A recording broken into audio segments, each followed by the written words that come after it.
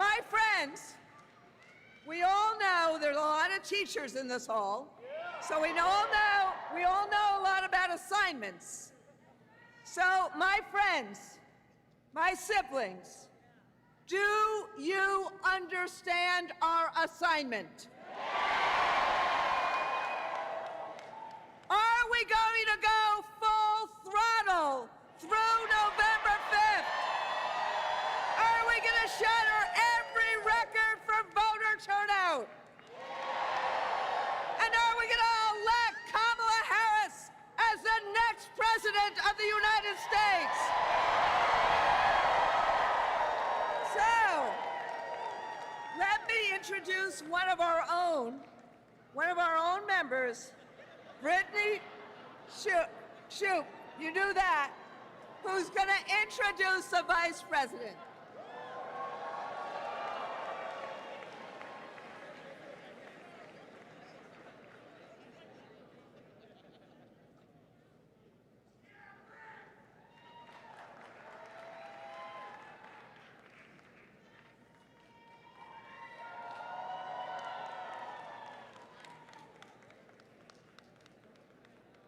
Hello, AFT family.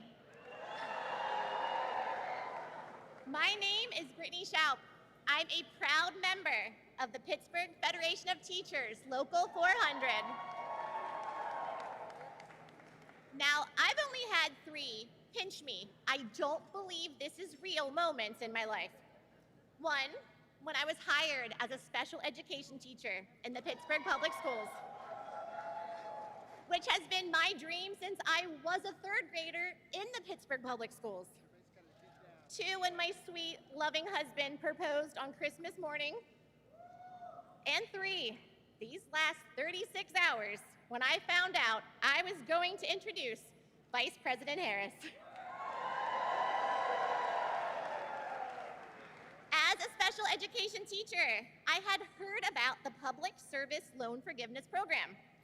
Unfortunately, what I had heard was that during the last administration, most people who applied for it didn't get it. The Biden-Harris administration fixed PSLF and made the process easy. So I applied and later had my student loans forgiven.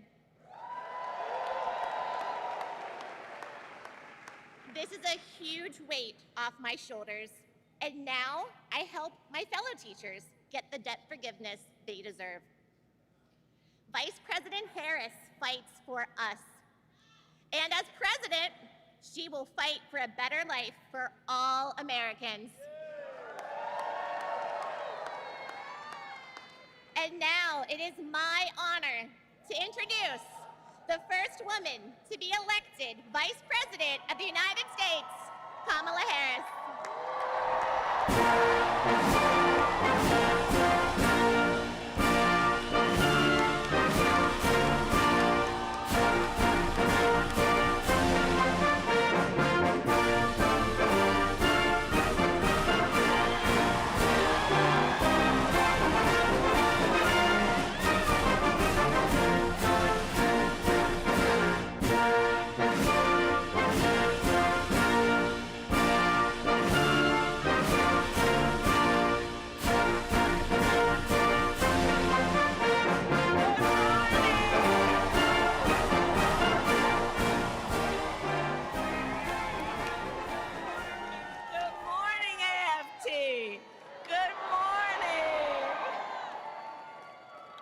My goodness, it's so good to be there. Please have a seat. Please have a seat. If you have a seat, please have a seat.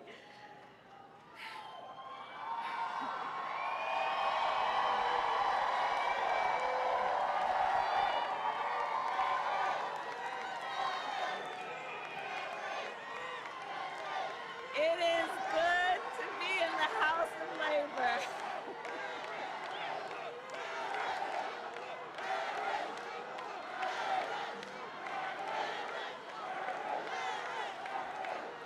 Thank you.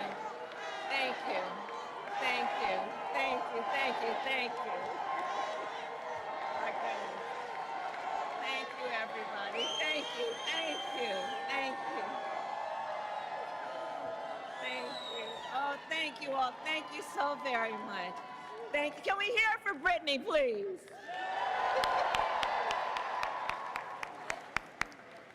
Oh, thank you all. It's so wonderful to be back with everyone here. Thank you. That means so much more than I can say. Randy, thank you for your friendship, your long-standing friendship. As we all know, Randy is a force, and she has been an incredible friend and an advisor to the President and me. And I want to thank you on behalf of the President and me and our country for all that you are. And I want to begin by saying a few words about our President, Joe Biden. You know, right? Yeah. So last night, our President addressed the nation, and he showed once again what true leadership looks like. He really did. His words were poignant. You know, I'll speak in a moment about the importance of reminding people of history, teaching America's true history. He thinks and talks about his work and our country, understanding what it means in terms of what we do now and how that will impact the future. He thinks about our history in the context of the importance of the work we do now. And over the past 3.5 years, and over his entire career, Joe has led with grace and strength and bold vision and deep compassion. And as he said, that's right. And as he said, in the next 6 months, he will continue to fight for the American people, and I know we are all deeply, deeply grateful for his continued service to our nation. Thank you. Thank you. And to the members of AFT, I thank you for your service to our nation.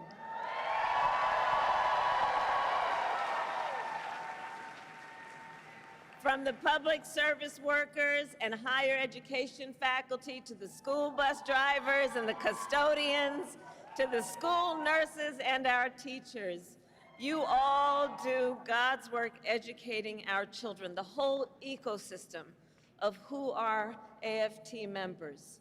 It is you who have taken on the most noble of work, which is to concern yourself with the well-being of the children of America, and I thank you for that. I thank you for that.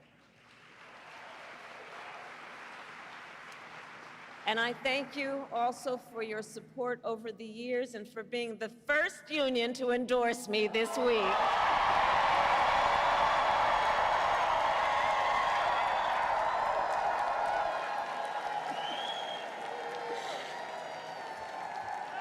Thank you. I thank you. I thank you. And as you may know, I am a proud product of public education. Many of you know that my first grade teacher, Mrs. Frances Wilson, God rest her soul, taught me and educated me and encouraged me and inspired me. And years later, when I walked across the stage to receive my law school diploma, Mrs. Frances Wilson was in the audience. Yeah. Yeah. And that's who you are. I know who you are. I know who you are. This work is personal, and it is professional, and it is so critically important. And so it is because of Mrs. Wilson and so many teachers like her that I stand before you as Vice President of the United States of America. And that I am running to become President of the United States of America.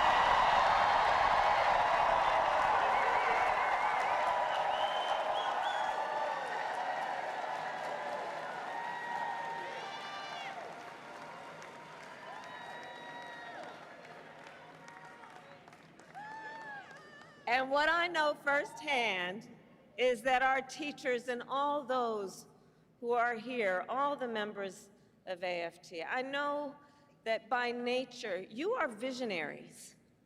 You are focused on the future. The work you do is about a focus on the future. You see the potential in every child. You foster it, you encourage it, and in so doing, you shape the future of our nation. Which is why I say, we need you so desperately right now. Today, we face a choice between two very different visions for our nation. One focused on the future, and the other focused on the past. And we are fighting for the future.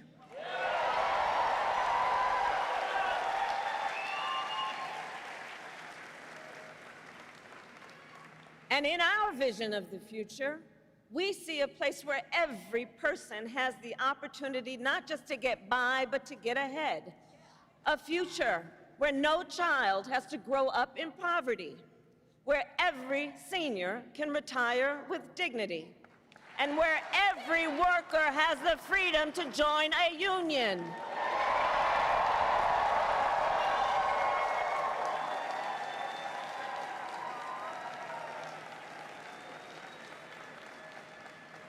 We see a future with affordable health care, affordable child care, and paid leave, not for some, but for all.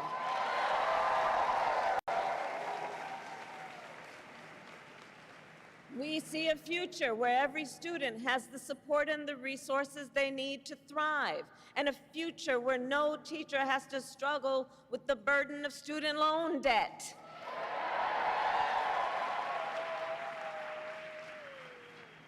So as an example, our administration has forgiven student loan debt for nearly 5 million Americans,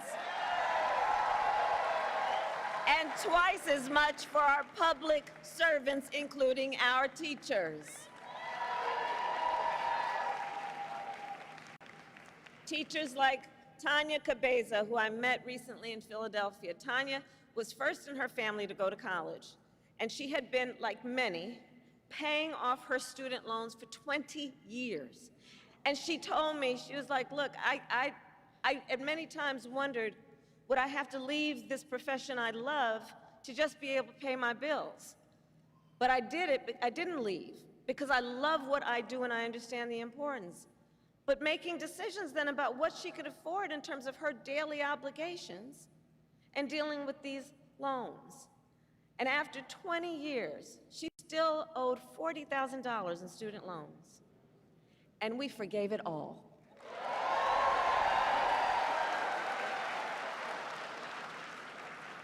When she learned, she told me, she said, when she learned that her loans had been forgiven, she said, well, me and my children knew our lives had changed, and we were just dancing, dancing. So there we go. But we are clear-eyed. As we work to build a brighter future and to move our nation forward, there are those who are really trying to take us backward. And you, I'm sure, have seen their agenda, Project 2025. Randy, can you believe they put that thing in writing? 900 pages in writing. So Project 2025 is a plan to return America to a dark past. Donald Trump and his extreme allies want to take our nation back to failed trickle-down economic policies, back to union busting, back to tax breaks for billionaires. Donald Trump and his allies want to cut Medicare and Social Security,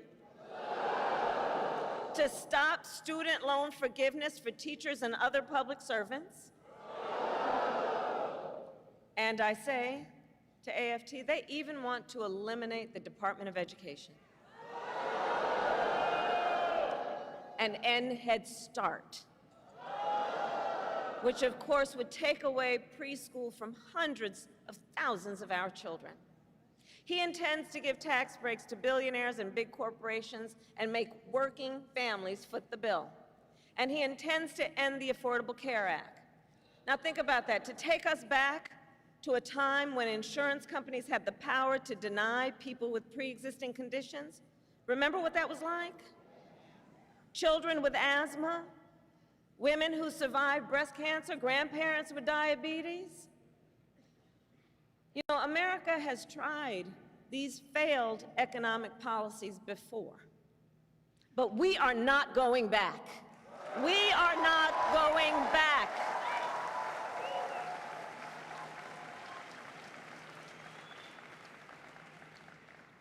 No, we will move forward. And one of the best ways to keep our nation moving forward is to give workers a voice, to protect the freedom to organize, to defend the freedom to collectively bargain, to end union busting.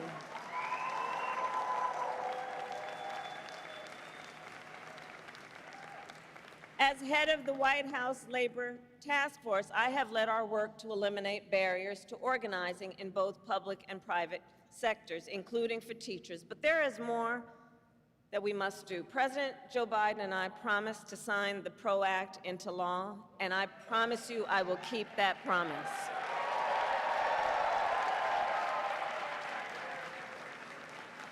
Because when workers join together and demand what is fair, everyone is better off.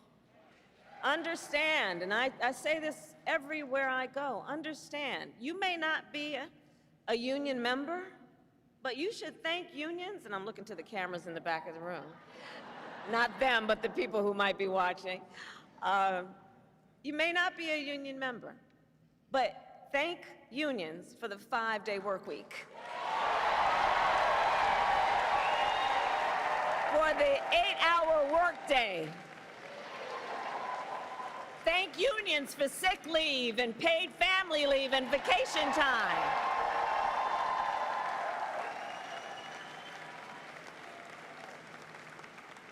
Because the fact is, unions helped build America's middle class. And when unions are strong, America is strong.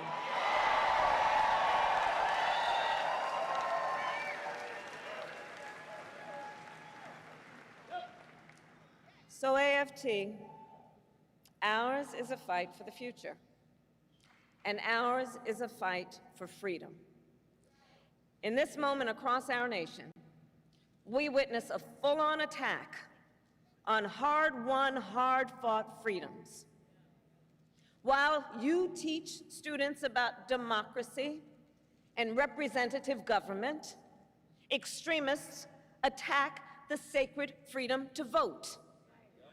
While you try to create safe and welcoming places where our children can learn, extremists attack our freedom to live safe from gun violence. They have the nerve to tell teachers to strap on a gun in the classroom, while they refuse to pass common sense gun safety laws.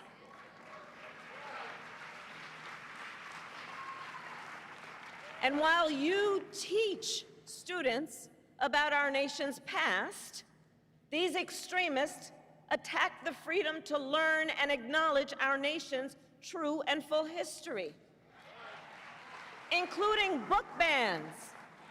Book bans in this year of our Lord 2024. And on these last two issues, just think about it. So we want to ban assault weapons, and they want to ban books. Can you imagine? All the while, these extremists also attack the freedom to love who you love openly and with pride.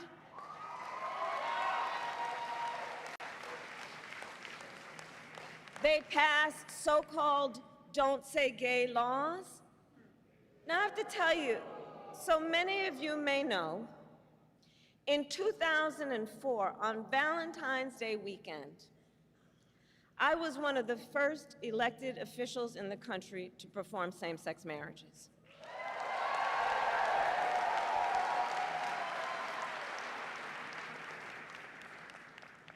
So here's the thing.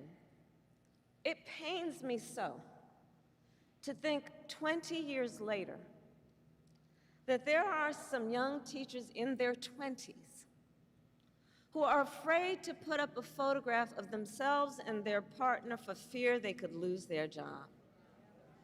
And what is their job? The most noble of work, teaching other people's children.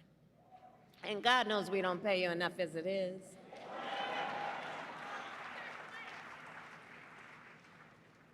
In this moment, we are in a fight for our most fundamental freedoms. And to this room of leaders, I say, bring it on. Bring it on. Bring it on.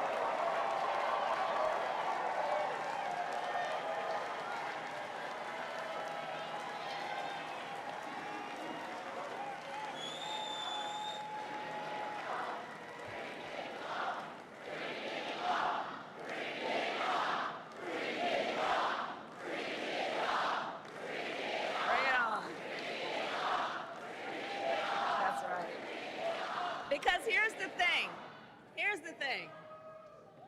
thing.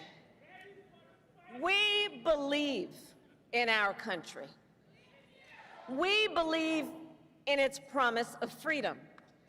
And the American people believe in the promise of freedom. So we are in the fight. We who believe in the freedom to vote will pass the John Lewis Voting Rights Advancement Act and the Freedom to Vote Act. We who believe in the freedom to live safe from gun violence will pass an assault weapons ban. We who believe that every American should be free from bigotry and hate will fight to protect our teachers and our students from discrimination and make sure every student can learn America's history. And we who believe in reproductive freedom will restore the freedom of a woman to make decisions about her own body and not have her government telling her what to do.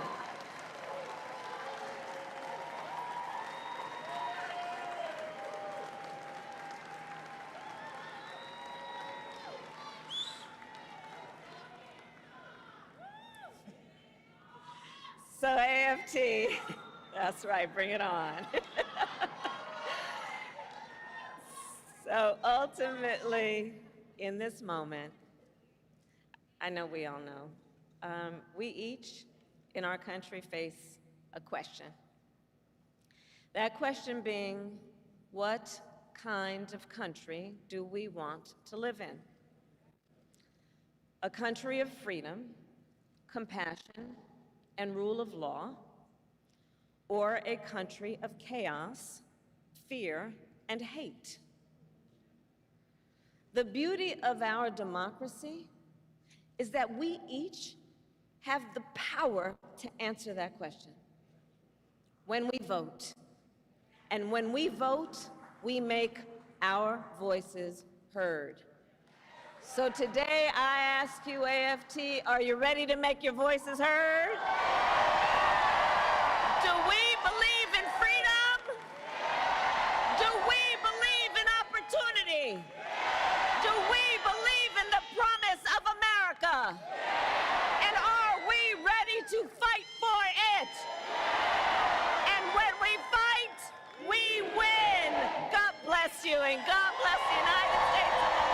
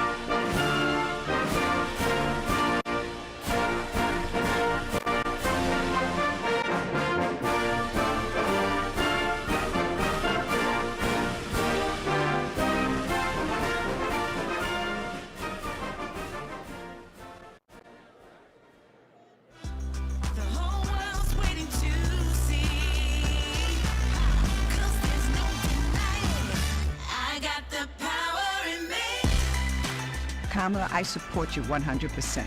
I'm ready to get the job done. We're going to get her into office. It's a whole new energy.